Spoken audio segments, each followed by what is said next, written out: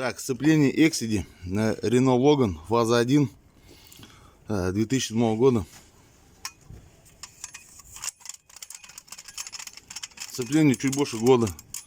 А сколько пробег? 1030, 20? Так, наверное. Exedy.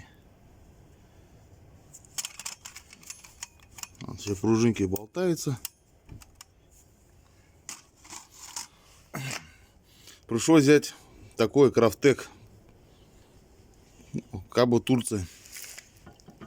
Новый крафт, вернее. Другой деланный. Ничего не бежит. Хотел взять Валио. Новый берешь. Новый диск. Такая же канитель. А Валио почему-то все сделаны в России, не в Турции.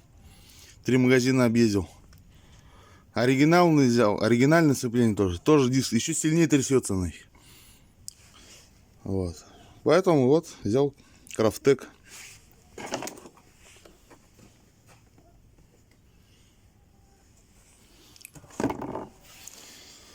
Глаз да глаз нужен. Ничего интересного. Люковскую нигде нет наличия. Везде Валио только лежит. Ну, свои схемы, замутки, мутки. Свое говно везде втюхивает. Так что будьте внимательны.